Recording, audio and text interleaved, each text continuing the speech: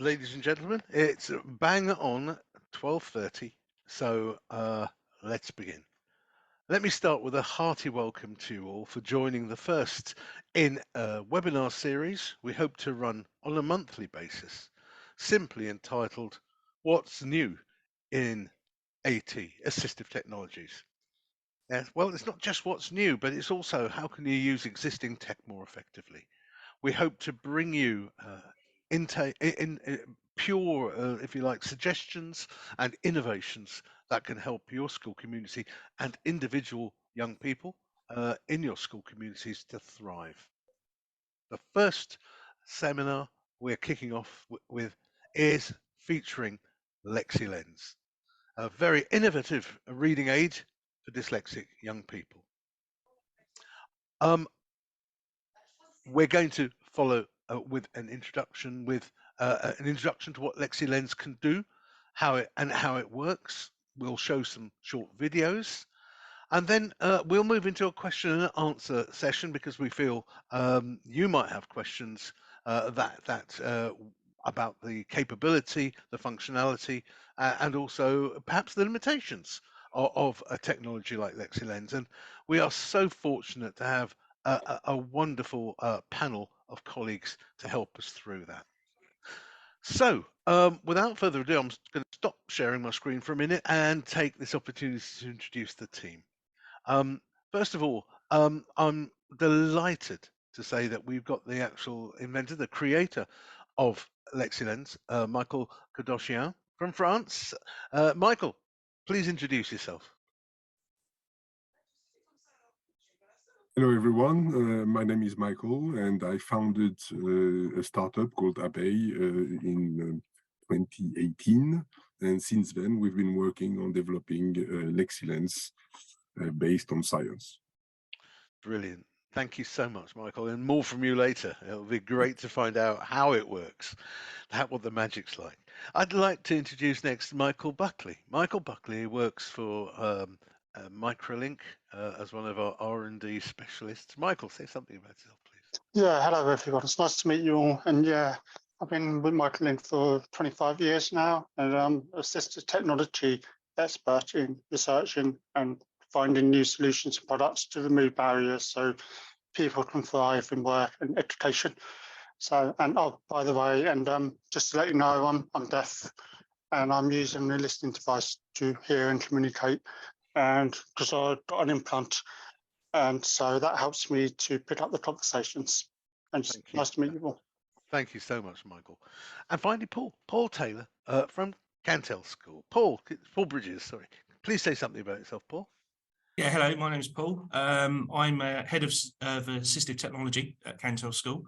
So my job role is to keep up to date with what's out there in terms of assistive technology, to match the students to the right technology, and then to monitor them to make sure that that's actually helping them progress and access their lessons. Superb. Thank you, Paul. We should have Julie joining us. Julie, are you there? And we have someone who I hope will be able to do some British Sign Language interpretation as we go. We also have closed captioning. So if you want to see what people are saying, you can activate captioning from your toolbar, and we hope that will improve your experience of this workshop. Without further ado, I'll crack on. So, Microlink, if you don't know about us, has a track record of over 30 years of innovation. We have served young people and adults in their studies and in their workplace. This includes supporting an estimated 300,000 individuals into more productive and sustained life patterns, from college through to small businesses, through to multinational corporates. We have a total commitment in the organization to evolving provision, always on the lookout for new technologies and disruptors that challenge traditional models, lowering costs while improving effectiveness. And in the past few years, we have successfully brought this passion and energy into primary and secondary settings in England. I'd like to think we understand disability, and more to the point, we understand neurodiversity. We recognize that the brain is complex, and so is the expression of many of the conditions that we have to adapt society to face. We acknowledge that deficits in one function area are sometimes compensated for by superpowers in another. We understand that needs can be expressed on a spectrum of severity, often in combination with others. We absolutely acknowledge that one size doesn't fit all. And so matching an existing technology or emerging technology to the needs of a child or adult and the tasks they are supported is critical. This is the heartbeat of good practice.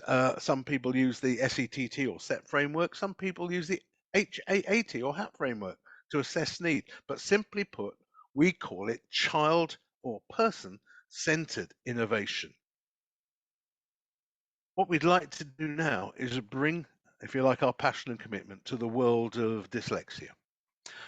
We promote a range of solutions because we recognize that one size doesn't fit all. We promote filters, reader pens, text-to-speech, and speech-to-text applications.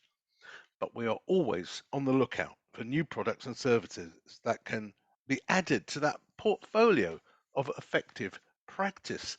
And it's in this spirit of child-centered innovation that we would like to introduce you to Lexilens.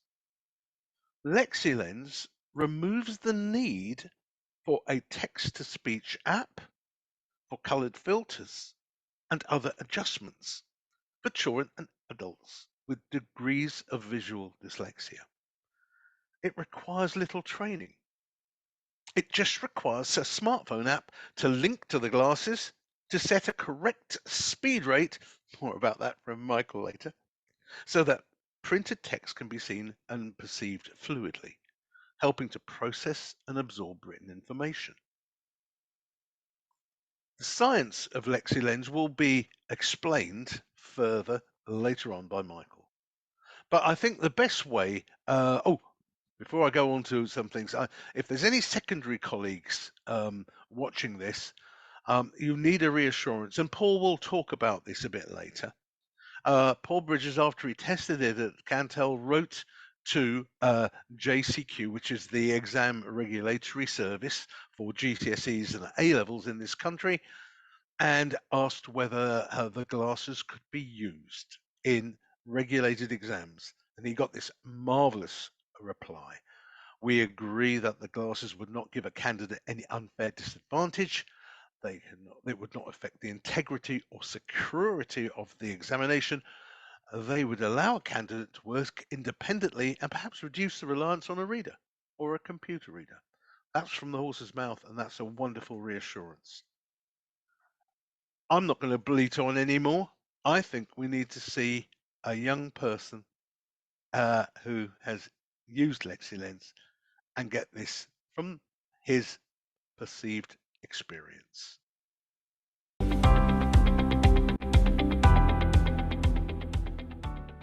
Hi, I'm Rimim and I'm 14 and I go to Cantell School. My favourite subjects are English, Maths and Geography. I would like to talk about this cool invention called Lexilenses. They've really helped me to confidise my reading and make it better, and I really like how they stop my writing from wobbling around the page like ants, and I can read properly and I feel better, confident in classes, and I'm not afraid of being laughed at for messing up my words. First question of the day for you is, how challenging was reading before you used Lexilens? I thought it was very difficult because I struggled to read some of the words because they were moving around the page like ants. Different letters were being changed, so I got my P's and my B's a bit mixed up. They were running around everywhere basically. That's really all that happened.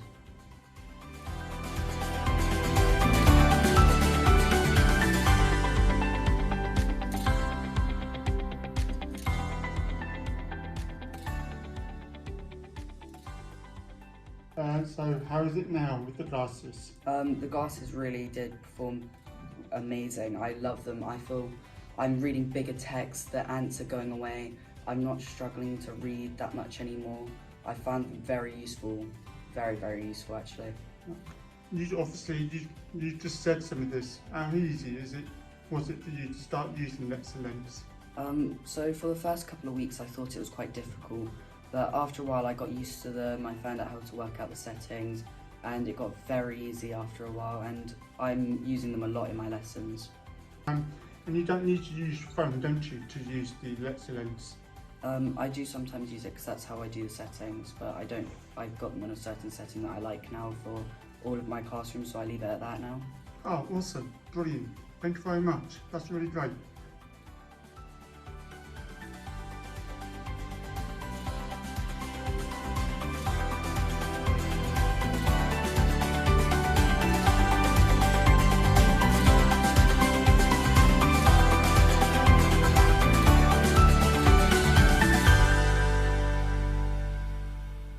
A lovely testimony there from a young man who basically finds reading and writing an issue because of his dyslexia. One more short video. Oh, by the way, this is some quotes from parents. Two different parents where Cantell School have been using it with some of the young people with identified dyslexia.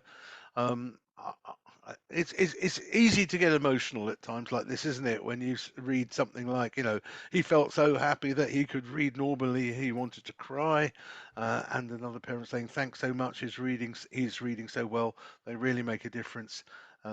Parents are delighted with it.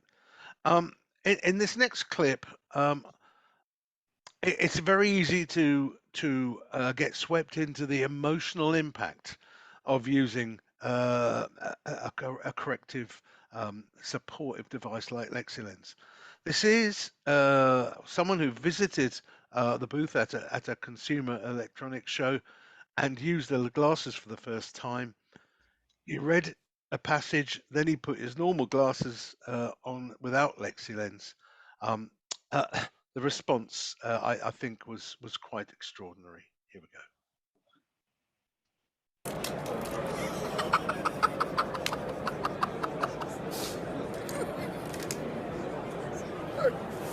That's it's incredible.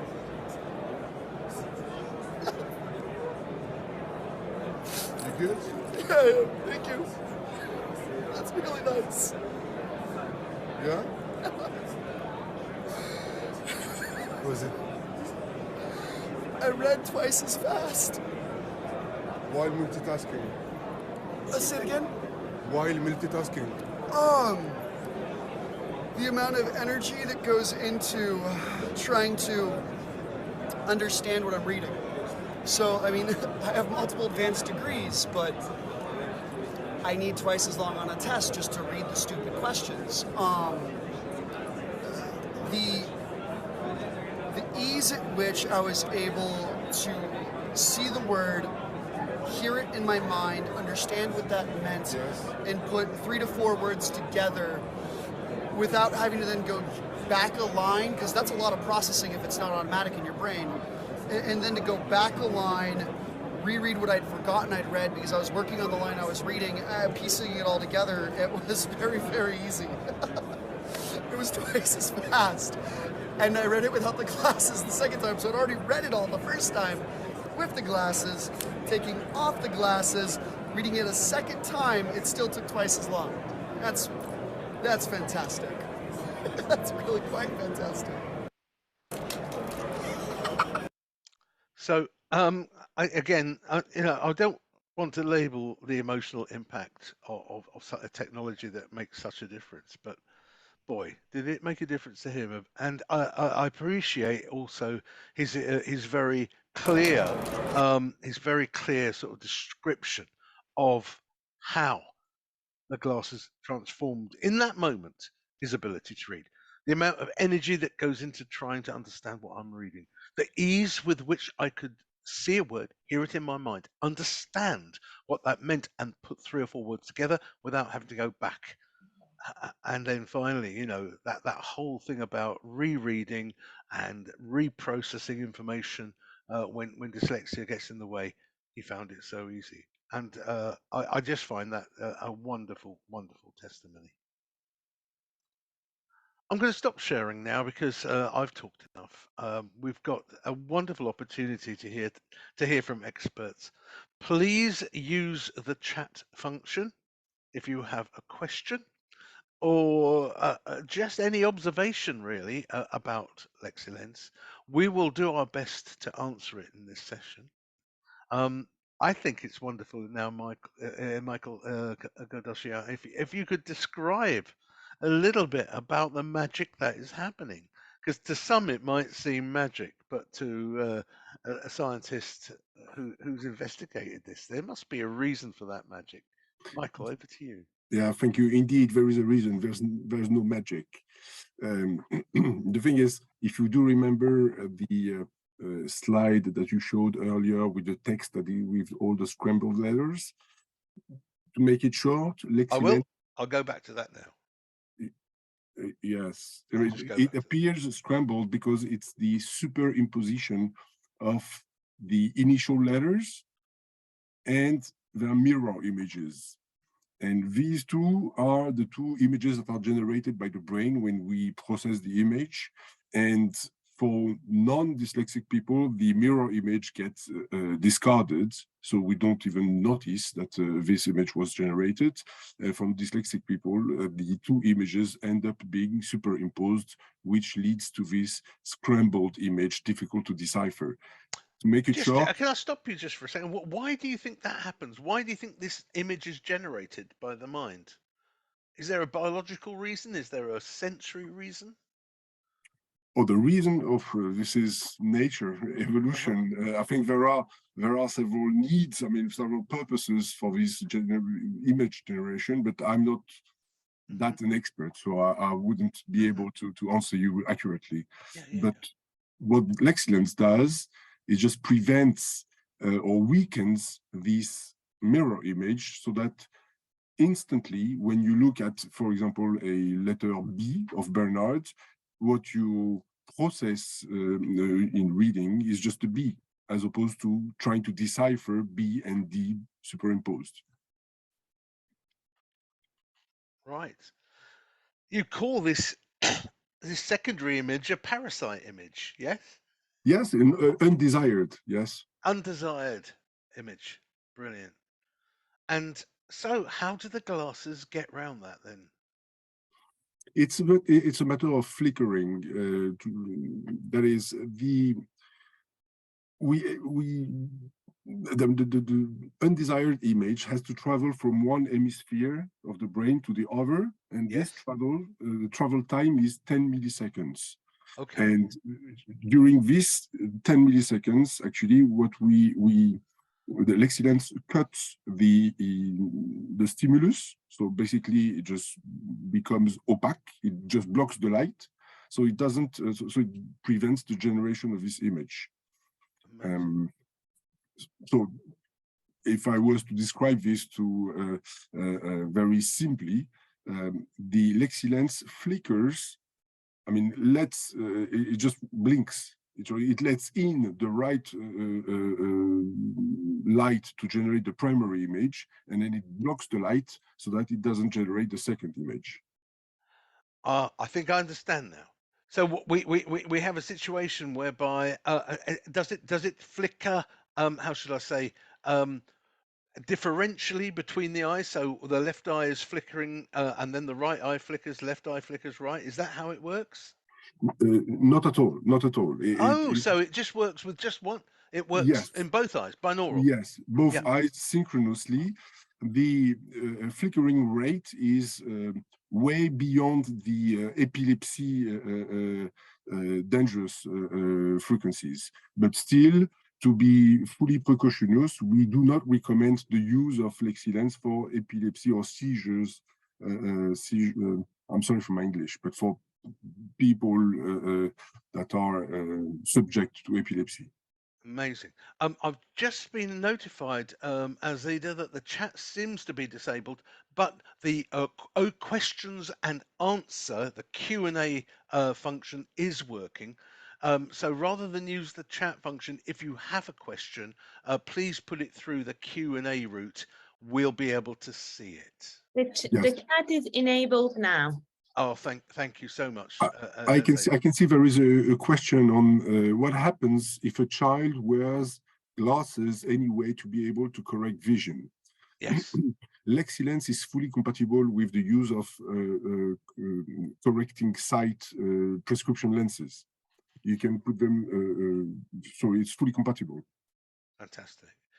There was another question which we already know the answer to, which is what the flickering effect has on a child with epilepsy.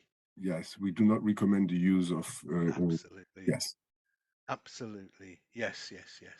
I think, you know, what we've got is a great example there, I think, of the technology has to match the needs of a child. It's not one of those ones, it can never be, can it? Never be a one-size-fits-all solution. Thank you so much, Michael. I'm sure they might generate some more questions, but let's go across to Paul now. Paul at Cantell. Paul, could you tell me a little bit about the trials that you started to do and the excitement it generated when you first got the technology? Yeah, well, Romeo was the first student in our school to try the glasses. We started off with one pair just to see how they would work. It's amazing the transformation that it's had on Romeo, not just in his reading, but also his writing as well. We've noticed that his actual writing has become more fluent. So his confidence has risen in terms of reading, but also his writing, and just his general confidence as well. If I was to ask Romeo to make that video a year ago, he wouldn't have done it. Since he's had those glasses, and he was so keen to do it, because he's actually built that confidence up. It's got kind of like a secondary kind of benefit of the glasses. He was happy to do that video, which is amazing.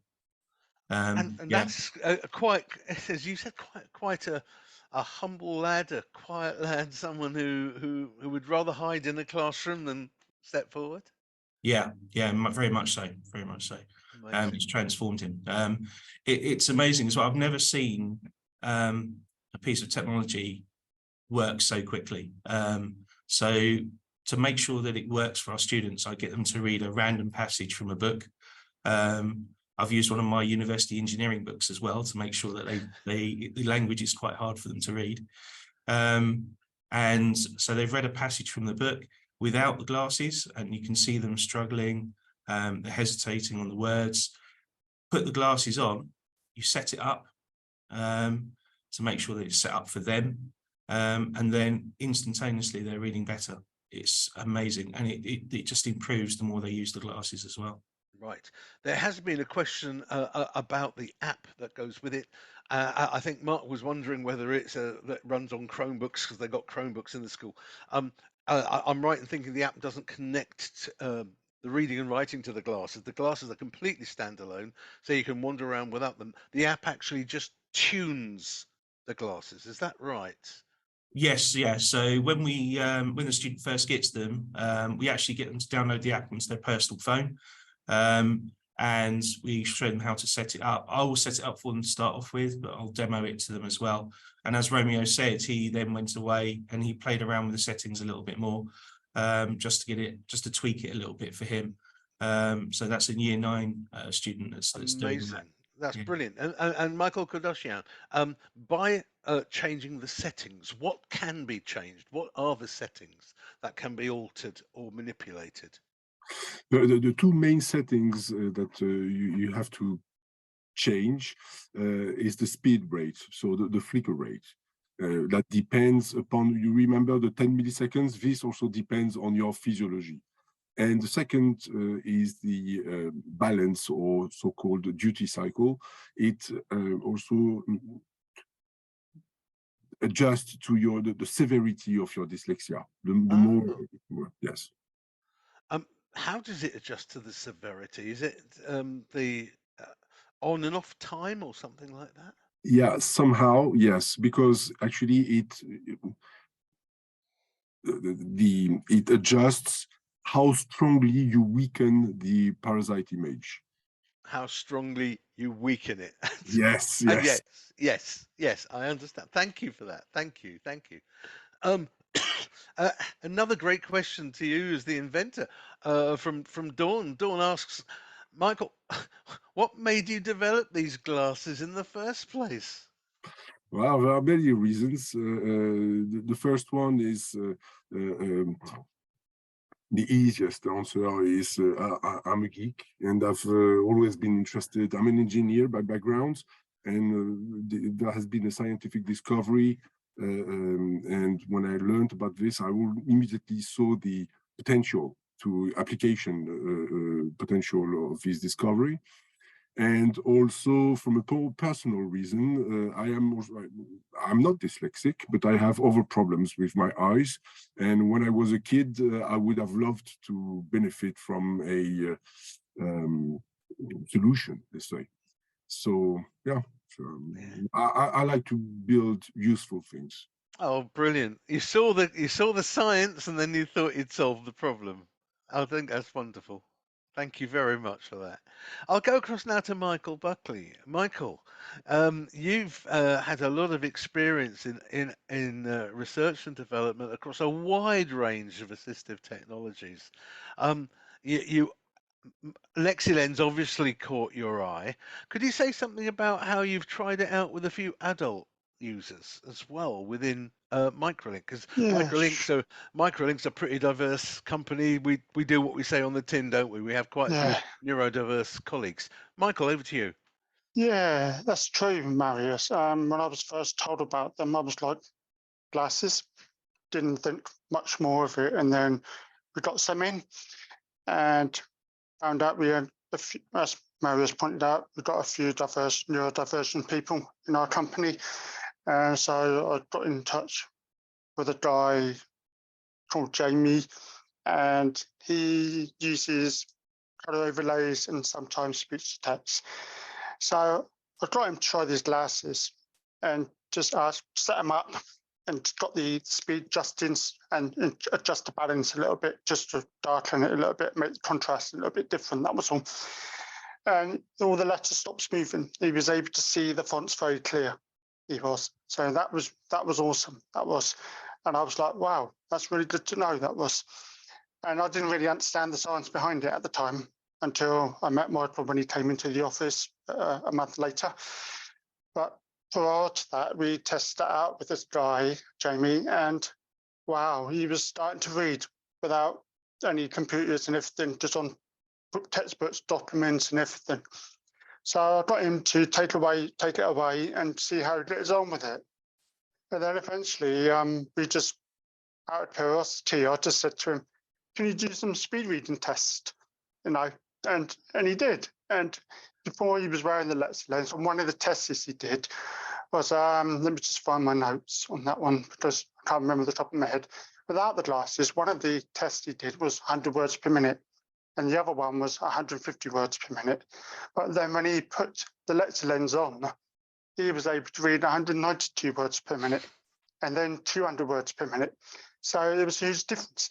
So I asked him, why was that? And he explained that because what he has to do without the glasses, he has to look at each word, and as is explained by that adult in the video, he has to go back and try to read them and get them all together to understand it, to process it in his head. So he just kept jumping around, and that's why he was using color overlays, lines, and highlighting words just to distinguish so he knows where he was and processing it because of the way his brains works. So the bottom line was, ever since he's been using them, he's able to improve his productivity on his computer work and on one of the screens, and just carry on, and found out that he was used to make a lot of spelling mistakes, and he doesn't do that anymore now. So he was quite pleased to see that and be able to do his notes much more quicker. And one thing he did say to me at the end of all of this is if he had this when he was at university, he felt it would have made a huge difference in his capacity to be more effective in learning and maybe do better in the exams because he wasn't allowed to use any technology to do it at that time. Yeah. So yeah, it was fantastic. And Super. so that's where I contacted Paul Cantell at school, asked him, do you want to try this? This is awesome. And we just took it from there. Brilliant. Thank you. Yeah. Thank you so much for that. I'm just going back to the questions now. A wonderful colleague I know of well, Jean Gross. Jean has asked about, have you plans for a randomized control trial comparing Lexilens with a placebo? I suppose the placebo is a difficult one. Maybe a pair of glasses that are switched off. I don't know, but the whole thing about legitimate tests and if you like randomized control trials, some sort of legitimate trial. Michael Kodochian, have you looked into the possibilities of running that, or even would you like to get a body of people together in this country and to try and make it happen? Something that's or have you done it before? How's it going? We are working on it. We are Yep. working on it. So have you plans? Yes, we have plans. I mean, we are building the plan. Brilliant. No, things like this cost money. These don't happen like that. But thank you for the question, Jean. It's a very good one, and that's one of the things. And I think in terms of limitations, another good question from Carol. At what age can the glasses be used? Have we looked at perhaps the youngest age possible? Anyone have a go at that? We've just given a pair of glasses to trial to one of our teachers' child who's got dyslexia, and he's in primary school, and we've actually seen improvements there as well, or they've reported back to me that they're seeing improvements there as well. And on the adult side of things as well, we've actually tried it with two of our teachers, and both of them were amazed by the difference that it made to them in terms of their reading. There was a question on there, do I work in a special school as well? I noticed I work in a mainstream school. So we've got 1,200 students. We do have quite a lot of students on the SEM register, probably compared to some other schools. But yeah, I just work in a mainstream school. No, that's very good. And we do have another technical question, which was from an anonymous attendee. How are students identified to use the glasses? And the question is it not misleading to say that this is for dyslexics, as not all dyslexics have a difficulty with convergence? Should it not be people with an issue with convergence and linked to behavioural optimist assessments? Yeah. So, I completely understand why that question is coming from. Michael, Yes. you do answer that, and I'll pitch in as well. Yes. It's not a matter of convergence. It's a matter of fusion of images. So of course, if you are missing a dominant eye, you may have difficulties with convergence, but it's not that much about convergence. So how are students identified to use the glasses? Currently, as soon as someone was diagnosed with dyslexia, they would be eligible. And there was no, let's say, subcategory to say, okay, if you are this type or this type. So it's not a matter of convergence, and it just works on the way images are merged in the brain. And so it's not a matter of misleading or something else. Understand. And it's also right to say, if I may add some, I'm sorry, just if I may add something. Indeed, if there is some case of strabism, for example, yes, it might be very useful to see an optometrist and an ophthalmologist, because it might be useful to add a small prism to correct the convergence or divergence. I mean, this needs to be corrected as well. Yes. Yes, and I believe for young people who have glasses, you can build a prescription pair of Lexilens. Oh, definitely. Yes. That's interesting to know. And from my Yeah. perspective, it's really important to realise it doesn't. Yes, it doesn't work for every young person. Paul, I think in your field trials, you noted that it worked, say, for some young people, but one or two, it didn't seem to have an impact. Paul? Yeah, so currently we've got 5 students using it. We've tried it on 6. Well, it didn't work for one of them. Dyslexia is a very complex thing. Exactly, it's yes. not going to work Mhm. for every dyslexic student. But so far, if you want to call it a success rate, I think it is. I think it's pretty good. We've had 5 out of 6 students that have said it's helped them improve their reading. Just to go in a little bit more detail about how I test it, I don't say trick them, but I do have them turned off, and I do ask them, has it improved their reading or not, before I actually turn it on. So I do kind of do a little placebo test to start off with, just to make sure, because a lot of our students are keen to please. So you just want to make sure that they're not just saying yes because they want to make me feel happy. So that's kind of what I do. No, thank you, Paul. One of the Lois basically says, does it help pupils to write and to spell? Paul, if we go to you first. Yeah, this is a secondary thing. I mean, originally we did invest in the glasses to see for the reading side of things, to see if we could improve their fluency of reading, and also their understanding, their comprehension of the text that they were reading. But what we've noticed is, as a secondary part of that, is that they're actually writing a lot more fluently as well, and their spelling has improved. Yeah, Amazing. It's amazing. Yeah. Mike Buckley, I think you've got a pair to show people. Yeah, I just wanted, as mentioned about prescription lens, this is what it looks like. And then as these are the glasses that I would just put on here, take off the moment. And all it is once you've got these made, you just clip them on here. Whoops.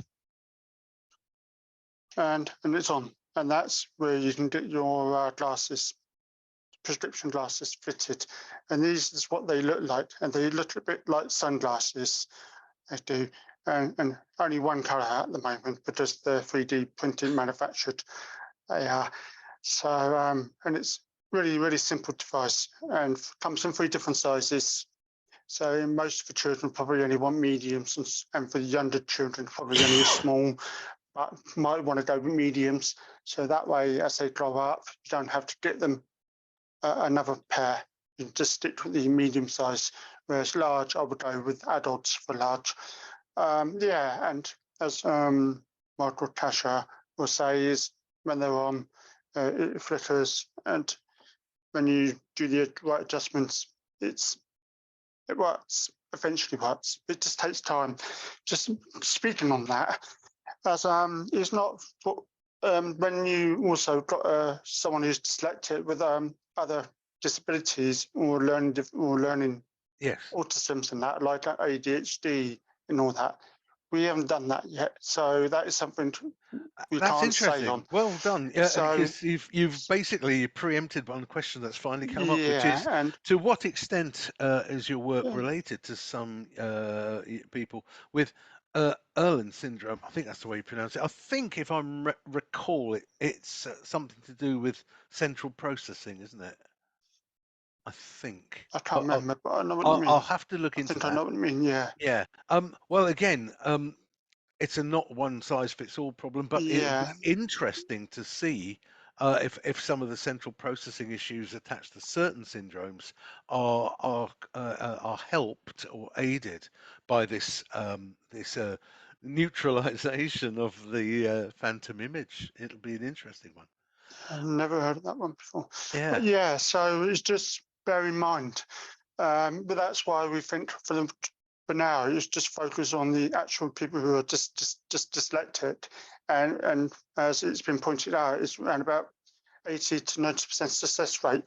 But also what's important is when we do the support and the setup is be patient, as Paul Bridge will point out, is go through the emotions, and just go through it all, and then you will get success. Yes, yeah. Yeah, no, wonderful things. Now, a few questions, of course. People are saying, "Can we find out more?" Please tell us where we can get it all. We would love you to contact Michael. And Michael, Yeah. I hope I'm going to put your proper email address spelt correctly into the chat pane now, and I'll put up a slide in a minute as well. Yeah. And we would absolutely, love you to contact us and tell us a little bit about it. Dawn said, "Hello again. I'm the parent of a dyslexic son and a school centre. Are they available to purchase for me as a parent? Please contact Michael. I'm sure Yeah. we can come." Arrange something. Yeah, we want to try and Microlink tries to grease the wheels. That's what we try and do. And we really do get excited about the possibilities of things. So we're coming in, we've done a lovely 40 minutes. We don't want to extend things unnecessarily. If you have any further questions or queries, um, please do not hesitate to ask us even after this webinar. You will all receive a recording of this webinar as well, which you're free to share with colleagues, with anyone else you think might be useful. And we will have another one coming up in a month's time, and then in another month's time, and then in another month's time. We're going to feature some products. It's not just going to be about the product. We are really keen on how it's used, how schools use it to support teaching and learning, because we want to be school focused as well as life focused. And we've got some really good stories to tell. We hope you'll enjoy them in coming up workshops. So first of all, I'd like to thank Michael Kodochian for joining us from France. I think you're in France, are you, sir? Yes, France. The wonders of technology. Thank you, Michael, so much. Michael Buckfield, thank you so much for the R&D Yeah. work you've done and the efforts That's right. Thank you. you've made to make this happen. And Paul, this work doesn't happen without people with your commitment to do field trials, to try it out with young people, find out the limitations as well as the possibilities. Thank you, Paul. Thank you sincerely. No problem at all. I think we've had another question come in, so I'll just scroll down. Yes, there's there's questions about the cost of that. Please contact Michael, because it's obviously it depends on how many, what you're going to do, how you're going to use it. So Michael will be able to fill you in on that. Please copy his email address now. And again, thank you. We will send out to you automatically an invite to the next workshop as well. As with proper GDR procedures, if you don't want to receive any more of these invites, just decline the offer, and we will respect your GDPR rights on that. But we really hope this webinar series snowballs. My target is to get 500 people involved, because at that sort of number we're making a difference, and that makes me sleep well at night. And I hope all of you who've participated, thank you for coming. Thank you for making this such a good event, and we do really appreciate your time. Please feel free to leave the conversation now.